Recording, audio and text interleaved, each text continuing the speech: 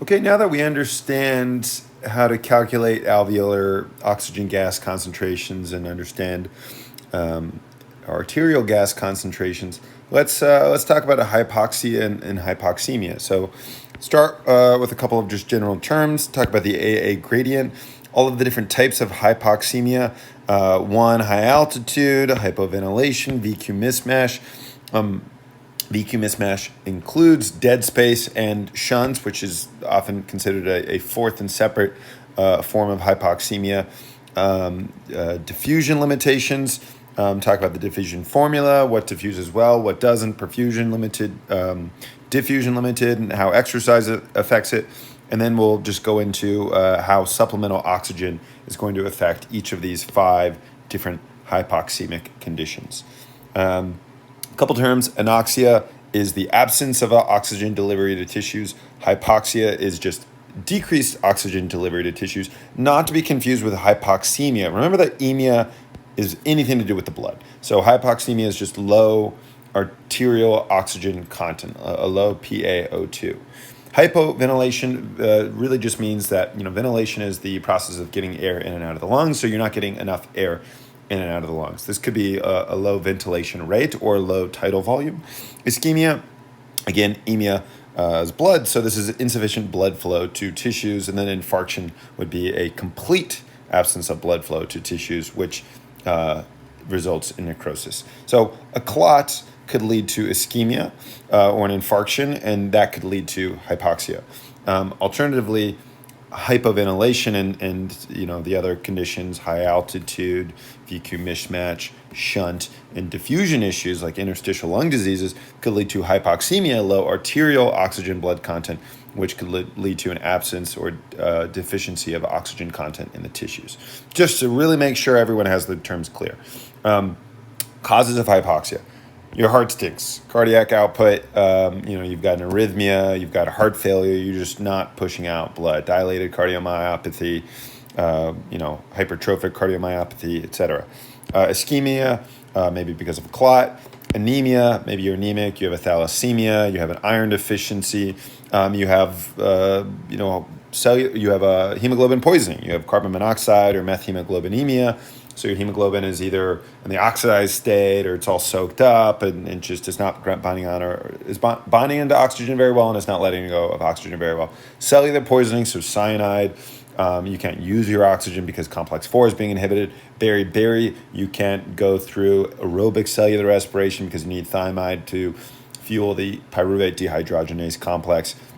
And then hypoxemia is the one that we're really going to focus on here, where we're not getting enough oxygen into the blood. And so normally this should be about 80 to 100. So anything less than this is going to be considered hypoxemia. So to get a good grasp on hypoxemias, first we should understand AA gradient. So last time we said that A is the alveolar and little a is arterial. Arterial, you're simply going to get from an arterial blood gas draw. And then the P big AO2 is just the alveolar gas equation, the amount of oxygen that gets into the alveoli minus the amount that leaves the alveoli. In a perfect world, the AA gradient is going to be 0. All of the values that are in the alveoli get into the arteries. But remember that the bronchial veins are going to dilute it a little bit, so it's going to bring that number down 104 to 100 because some is coming in here. But additionally, we're going to have some level of VQ mismatch. And just in general, like you're not going to get 100% through, like nobody's built perfectly. And as you get older, the body just becomes shitty and it breaks down and you can't get gas in and out as well. And things become fibrotic, diffusion doesn't work as well. So the gradient for like a normal young healthy person is 5 to 15. So if a 15-year-old comes in and their AA gradient is like 25, they probably have some underlying pathology. If somebody is 70 and they come in and their AA gradient is 25, maybe that's, obviously it stings and getting old arguably is a disease, but they don't have some underlying pathology. I'm not worried that they're suffering from a pulmonary embolism or something like that. The formula to calculate the AA gradient is there's a couple, but 0.3 times the age plus 4. And hypoxemias fall into 2 types. Those that do not increase the AA gradient. So here the idea is that we have trouble getting oxygen into the alveoli, so there's a barrier sort of here. or those that do increase the AA gradient. So here we can get oxygen in fine. It's for the most part getting oxygen into the blood, which is the issue. And there can be a couple of different reasons for that. All right, so this is a lot, but actually this is all really important to know. So the 5 causes of hypoxemia is what we're going to focus on for the rest of this section. High altitude, hypoventilation. Notice that these are red arrows. These are the normal AA gradients. Everything else is a blue arrow, which is a larger AA gradient. So VQ mismatch, if anybody asks, this is the most common type form of hypoxemia, and that's because there's so many different types or causes. You can consider pulmonary embolism, these are all causes of hypoxemia, of hypoxemia, specifically VQ mismatch hypoxemia. So specifically, this is a dead space. Now, arguably under the realm of VQ mismatch is a shunt as well, just in the other direction. So a VQ of infinity is dead space, a VQ of 0 is going to be a shunt. But for the most part, VQ mismatch just is talking about things that are more or less, in the middle 90%. So things on the far extremes are going to be called dead space and shunts. Shunts are such common forms of hypoxemia, not as common as a VQ mismatch, but they're also so important because they are the only ones that do not respond to oxygen that we consider them their own category. This is the 4th category. Foreign body aspiration, AV malformation, patent foraminovalia or atrial septal defect. Or notice that pneumonia and pulmonary edema can show up a couple different places. They can show up over here, which we'll talk about. They can also show up here if it gets particularly severe. So the idea is the difference being that a little bit of air getting in versus absolutely no air getting in, to the point where you cannot compensate with hypoxic vasoconstriction. Obstructive lung disease as well, COPD and asthma. And lastly, we have the diffusion limited hypoxemia. This is usually not a large issue unless somebody exercises. And then this is where you notice the diffusion issue. In other words, someone who has a diffusion limitation, like scarring the alveoli, they might have normal oxygen levels until they start exercising, and then they become hypoxemic. So the surface area could go down with emphysema, which affects diffusion, or the thickness of the membrane or the wall could go up due to ARDS, fibrosis, etc. Of course, you can have more than one of these at the same time, right? Think about anybody who's up in the mountains and they're smoking and they have MG and they contract pneumonia, and all of these different pathologies are going to collaborate to, cause a bad time. So common responses, if we have less oxygen coming in, that usually means we have more CO2 in our alveoli. And remember, our shortcut heuristic is that CO2 and O2 are mortal enemies. So if CO2 is up, O2 is going to go down. So one response would be to hyperventilate. This helps us get rid of extra CO2. And of course, this won't always happen, right? As an example, you're probably not going to hyperventilate if you have some sort of, I didn't actually mention these. Obesity, opioids, scoliosis or ankylosing spondylitis or ALS, myasthenia gravis, or Lambert-Eaton myasthenia syndrome. So in a hypoventilation system, you might not hyperventilate if you can't, but often a response will be to hyperventilate. Now that we get rid of more CO2, maybe we're also bringing more oxygen at the same time, but there's also more room for the oxygen now that the CO2 is out of the picture. This will cause a hyperventilate to get rid of the CO2. So if this goes down, this should actually cause a higher pH, in alkalosis. Due to the Le Chatelier shift once we get rid of the CO2. And more importantly, probably, is the vasodilation. So if a particular alveoli is not getting a lot of oxygen, vasoconstriction is going to occur. So normally, tissues, when they want more oxygen, they vasodilate to increase blood flow. The lungs are the exception. If you think about it, it makes sense. It's because they're trying to get we want to be sensible with where we allocate blood flow. And if an alveoli stinks, let's shunt it away to a better alveoli where it can't get oxygenated.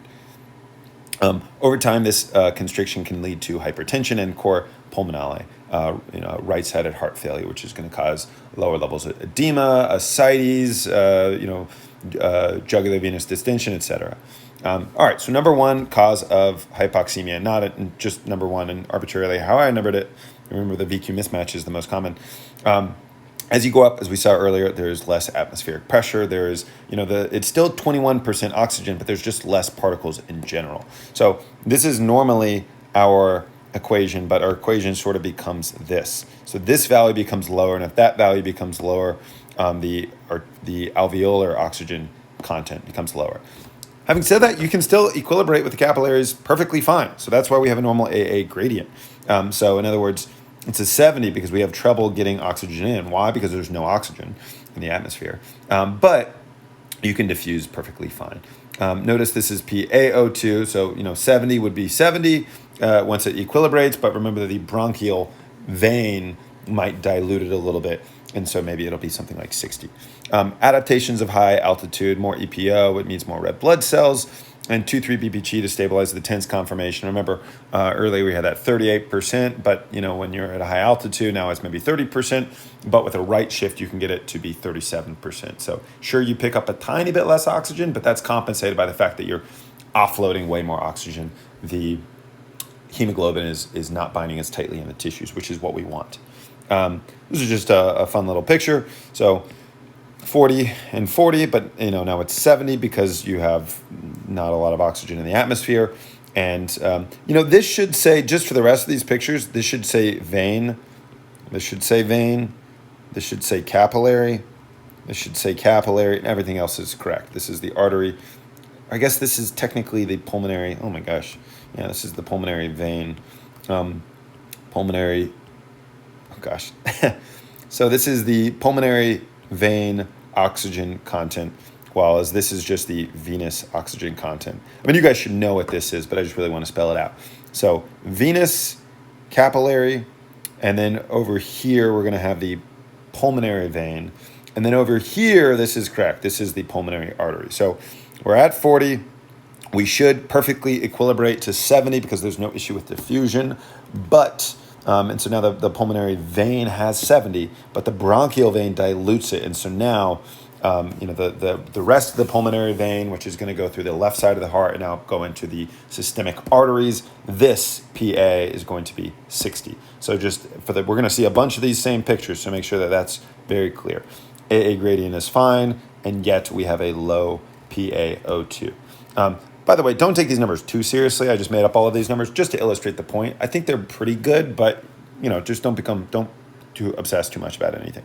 All right, hypoventilation, opioids, obesity, the neuromuscular issues like myasthenia gravis that we talked about, could be a low tidal volume or a low respiratory rate.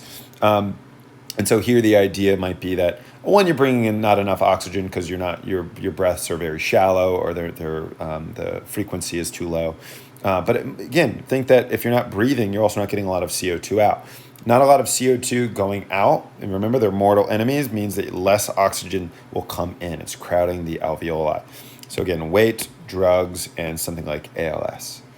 And this is pretty much the exact same picture. 70, why? Because maybe the CO2 is up because we're not getting enough out, or we're just not bringing enough oxygen in, period. But it's equilibrating fine. This is just like high altitude. So this is the capillaries, this is the pulmonary vein, and then once we're getting past the heart and we're getting into the the systemic arteries, which is about 60. Again, our AA gradient is fine. Now, all of the AA gradients are going to be screwed up after this. So VQ mismatch. First of all, what is VQ? V is the ventilation, the amount of air that makes it to that part of the lungs, that part of the alveoli. Q is flow. This is perfusion. This is blood making it there. In an ideal world, it's a 1-to-1 ratio. But fortunately, it's normally 0.08, unfortunately. Now, gravity plays a role here. Gravity is going to bring more blood and more air to the lower lobes. Having said that, gravity is going to affect blood more than it affects air. So much more blood goes here compared to how much air goes here that overall you have a low VQ in the lower lobes. And there you have the opposite problem. You have a higher VQ in the upper lobe. So it's about 3 in the upper lobes and about 0.6 in the lower lobes. The pathological consequences of this is that tuberculosis is likely to reside in the upper lobe. Why? Because tuberculosis is anaerobic. Also, it's harder for leukocytes to travel through the blood to get to the upper lobes if, as we just said, gravity pushes more blood down. So it's also a little bit safer from the immune system. And at the bottom, again, gravity, so more blood and gravity in general. So any clots are more likely to go to the lower lungs than the upper lungs. we've mentioned before, there's a dual blood supply because of the bronchial artery, so it's a little bit refractory to, it's kind of like a filtration system for blood clots. The VQ spectrum, as I said, this kind of like 90% territory. It's kind of like nucleophile and base and gen chem. Like there's a strict denotation, but then there's also a connotation. So VQ mismatch, I suppose, technically encompasses everything.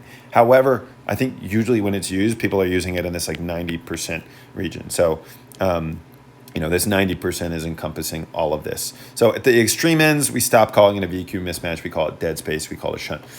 So if the VQ ratio is infinity, that's a dead space. The issue there is you're not getting any blood. This could be a pulmonary embolism. The trachea is also considered dead space, right? Because there's a lot of gas going through my trachea, but I don't really have capillaries wrapped around it that are participating in gas exchange. The shunt, on the other hand, you have perfectly fine blood flow, but it's just not going around any alveoli. Easy ways to think of this is a patent foramen ovale. So blood is going from the right atrium to the left atrium. In that case, it is not getting oxygenated, but the blood is flowing fine. An AV malformation as well, or just completely plugging up a whole bunch of alveoli. So these extremes would be the shunt. Again, the average is about 0.8. So usually a VQ mismatch as well, it's not going to be a global phenomena. On one part of the lungs, you're going to have maybe a low or high, and then that's going to somehow affect the other. So there's going to be some sort of compensation. So a VQ being low in one area might cause the next VQ to be a little bit high. Again, these are all causes of a VQ mismatch. So let's look at an initial scenario. So maybe this alveoli stinks. We're not getting enough ventilation, not enough oxygen in. And diffusion, though, is fine. So this is a value of 60. You know what? I'm going to change this color. All right. So this is a value of 60. And this one is a fine alveoli, and so it's 100 and 100, and that's great. Well, there's going to be compensation, right? Maybe someone will hyperventilate, but more importantly, hypoxic vasoconstriction. So hypoxic vasoconstriction, again, look what happens. I'm not having enough. This is a low oxygen here, so I constrict this, which means we're diverting blood flow over here. And now we can see that there. Less blood goes up here, more blood goes down here. So this is still going to be 60, but there's less, but previously it was like 100 milliliters in capillary. Maybe now it's like 50 milliliters. And maybe now this is like 150 milliliters. Now, there is a problem. Like we want more blood flow to go to this one because this is the functional alveoli. But previously, oxygen was perfusion limited. I mean, it fully equilibrates during diffusion. It has no problem. It takes like a third of the way through the capillary, it reaches equilibrium. But if there's so much more blood flow going here, it might have a hard time doing that. So now the 100 doesn't perfectly match over here. This might now be like 95. So now when these mix, am I just bad at math? Is 95 and 60, 85? No, but again, this is more blood. So it's not a 50-50 split. Maybe 80% of the number is going to be from the bottom one. So the new pulmonary vein value, again, this is a typo, pulmonary vein value is 85. It then gets diluted, and now the systemic arterial pressure is going to be 75. So AA gradient could be 25, and it is going to be an increased AA gradient. Again, I made up these numbers, but I think that they're largely illustrative. If you look at the VQ mismatch, just notice that there was a VQ mismatch over here. This is all before. After we compensated, maybe this VQ mismatch is fine, but now this other one is a mismatch. So VQ mismatch in one part of the region, one part of the lungs will cause a different type of VQ mismatch, maybe in a different part of the lungs. So what if the VQ goes in the other direction? So we have a particularly high VQ. So this could be a mild occlusion or an extreme occlusion, right? A saddle embolism versus a smaller clot in the lungs. But when it's a 100% occlusion of a capillary, this is called dead space. Again, we said that trachea is technically dead space as well. There's a lot of ventilation with no perfusion. And we say that the VQ is infinity. And even more exaggerated than before, no blood can even get past here. It can't. So it's going to, rebound off of this, and it's going to be diverted in this particular direction. So previously we had 195, but now it's 190 because it's even more blood. It's even more, it's diffusion limited. There's just so much blood that it can't fully equilibrate as the blood is whooshing past, right? The blood's going really quickly through here. So it's trying to equilibrate, it already went all the way through. Now it's 80. That is an increased AA gradient. So determine a physiological dead space. A way to think through this is just imagine that during a tidal volume, you get rid of all of the lungs, all of the, it's only 15% for tidal volume. It's like 500 milliliters or whatever. But just pretend you're getting rid of all of the gas from your body during a normal tidal volume. And this will make a little bit more sense. So doing the percent dead space. So the CO2 left after exhalation divided by the CO2 before exhalation. So again, we're assuming, like, just pretend that you would normally get all of the CO2 out. So if the value was 1, that means the CO2 left after exhalation is the same as the total CO2 before exhalation, which means you didn't get rid of any CO2, which means you had a lot of CO2 in your lungs and then none was, exhaled, which means 100% of your respiratory tree is dead space. You're not having any of that CO2 go, from the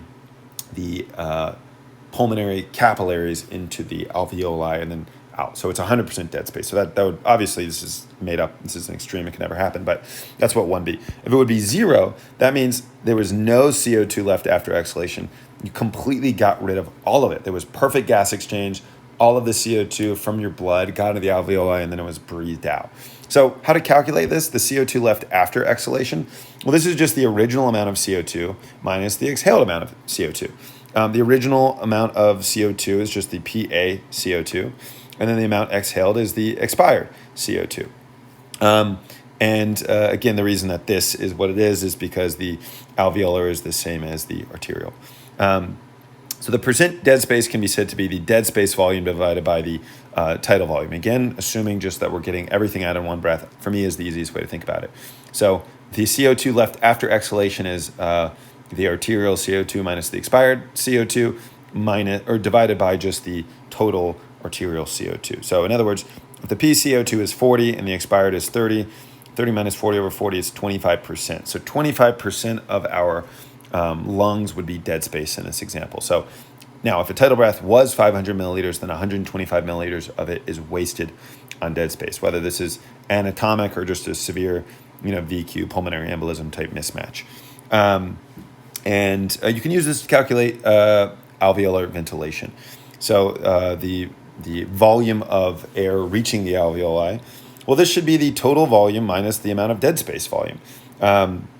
So if we use the above numbers, if I have 375, I would have 375 milliliters reaching the alveoli. Remember, there was 500 milliliters total. We said 25% of it was wasted, so 375 in one breath should reach the alveoli. Sometimes they want this per minute. Well, then it's like, all right, we'll just multiply by the respiratory rate. If I have 10 breaths per minute, then it would be 3.75 liters reaching the alveoli per minute. All right, if we look at the extreme on the other side of the VQ, we have a shunt. So here, the blood flow is completely fine. It just can't reach the alveoli for whatever reason. So I like to think of an atrial septal defect, a PFO. It could be an AV malformation. So AV malformation where the veins just prematurely, might form like a fistula or whatever with the arteries. PFO, which just jumps right through this foraminal valley or just some hole in your atria. But it could be other things like severe pneumonia, ARDS, things like that. I find it easiest to conceptualize by just thinking of the something like a PFO or an AV malformation. So if I think these VQ low, I think these are, ignore that. All right, so we're just looking here. In this case, maybe this is like a PFO. I have blood flowing fine. And I think a characteristic of shunt is that hypoxic vasoconstriction doesn't really compensate in these cases. So it's not even going to the lungs if I have like a PFO. So the blood is flowing fine, but it is, this actually should be 40 still. PaO2 is 40. So the blood is flowing through fine, but because maybe there's like, I have a foreign body, a hot dog stuck in here, no oxygen's getting in there. Or maybe again, we can consider this a PFO. So like what I'm trying to show here is that we're not even going by the alveoli, so there is no diffusion. It's just the value is going to stay 40. And this is a completely normal one. And so when these mix, maybe this is 50. It depends if there was more of this than there was of this, like the numbers. I think the 50 was also when I thought it was 0. So maybe it'll be something more like, we'll change this on the fly. This should be something like 60. And then this can be something like 40, and then 100 minus 50 is going to be 50. So pretty dang close. So our value is 50, and tremendous AA gradient. So for shunts or dead space, so this is all normal. We should be familiar with this. Alveolar oxygen is 100. Alveolar CO2 is 40. Arterial oxygen should be about 100, maybe 95 once we consider that the bronchial vein dilutes it a little bit. PaCO2 should be about 40. Okay, well now think if we have a PFO. So if I have a PFO, again, the VQ is going to be 0. Why is the VQ 0? Because you have perfectly good ventilation, but you have, let's say our ventilation is 7. Made up that number.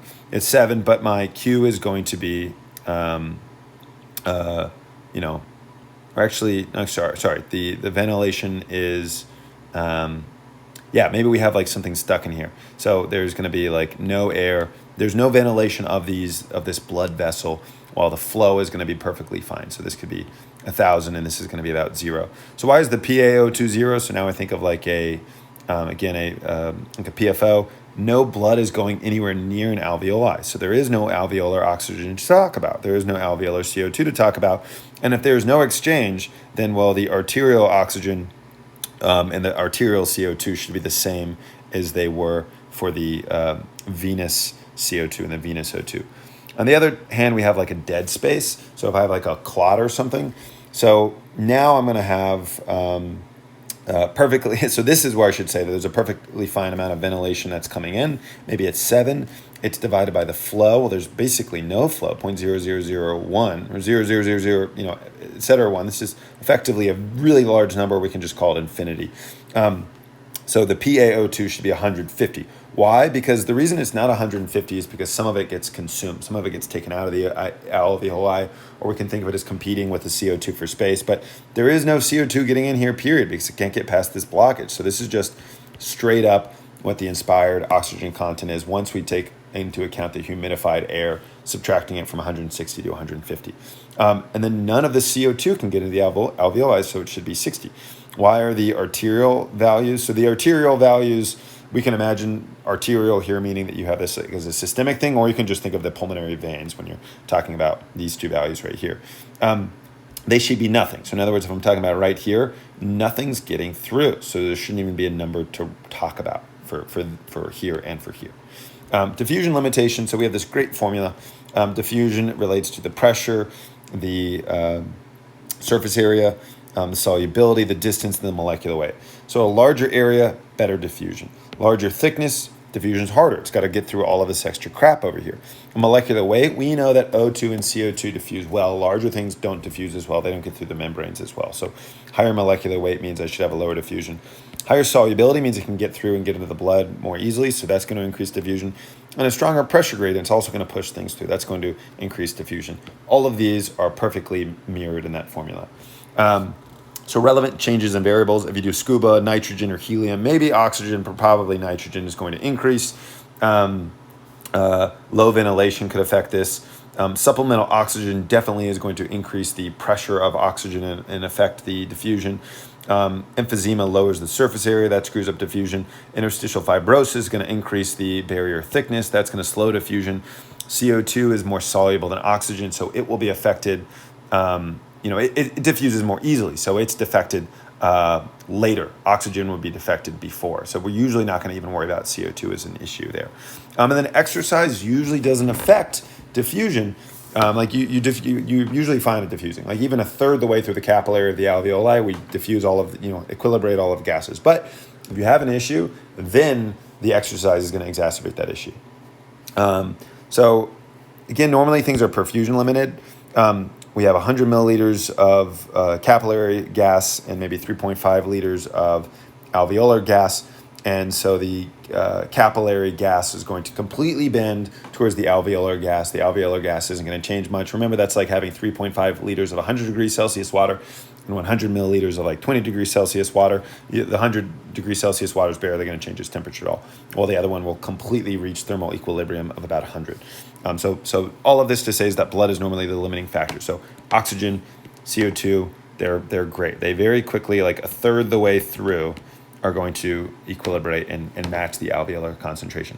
Now, if you have a fibrosis, then diffusion is more difficult, and oxygen being 25 times less soluble than CO2 will be affected before the CO2 is, especially if you're exercising. In general, carbon monoxide stinks at diffusing, so with or without fibrosis or exercise, it's going to have a really hard time diffusing through. So it is going to be a diffusion limited. So during exercise, we're smooth muscle of our vessels are contracting and pumping blood through at an increased rate. Skeletal muscles are pumping it through our veins. Our heart's pumping faster. So blood runs through much more quickly. That leaves it less time to equilibrate. And again, if you already have a diffusion issue on top of that, then you very well might see an inadequate equilibration. So we would flip over from perfusion limited to diffusion limited, like I see from here to here. Now, as far as what would happen to the oxygen and CO2 values in the blood, well, remember that everything that we really see in the arterial side usually has to do with what happens in the alveoli. The alveoli kind of resets everything. But if I'm exercising, I'm consuming a lot of oxygen, I'm generating a lot of CO2. So though the arterial values might be the same, the venous values are going to be different. I'm going to have a lower oxygen value and a higher CO2 value. And so just looking at this, I have a fine amount of oxygen there. But maybe I have, maybe I took too much busulfan or bleomycin, or I had radiation of a lung cancer, and so that scarred everything and became fibrotic. So this is going to be a very, very thick barrier, and it's difficult for this 100 to get through. So it is diffusion limited, only maybe a little bit of it gets through. So now it's 70. It's 70, it gets diluted again, that's 60. I don't know, it says 66. The AA gradient has increased, it's 40. Again, AA gradient increases for everything except high altitude and ventilation issues. All right, so long story short, just remember that everything responds to oxygen except for shunts. Now let's see why, let's see how this plays out. So at a high altitude, remember everything is the same except instead of 760, this is going to be 400. For hypoventilation, I guess you're just getting less oxygen in, or you can think of the arterial, in other words, the alveolar CO2 values being the same. That is to say that at the end of the day, you're going to have a low oxygen concentration. So we've already talked about that. How does supplemental oxygen help? It can increase this from 70 to 100 by increasing the FiO2, the fraction. Instead of 21%, maybe it's 100% or 50% or some other higher percent. So great. At the end of the day, now we've increased our value.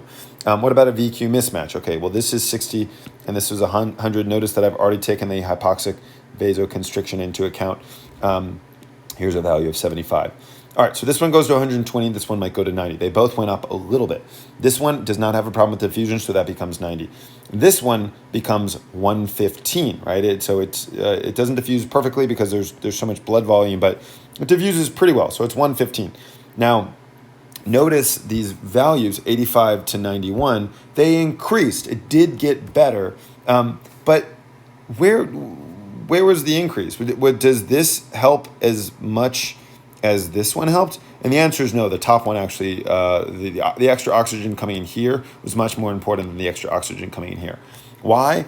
Remember that PO2 is simply like an indirect tracker of hemoglobin saturation. And at the end of the day, dissolved O2, which is what contributes to the pressure, is a really teeny tiny amount of the total O2. Most of the O2 has to do with the hemoglobin. Above a value of 100 for your arterial oxygen value, your hemoglobin starts to be about 100% saturated. So maybe it went from 95% to 98% when I increased it from 100 to 120.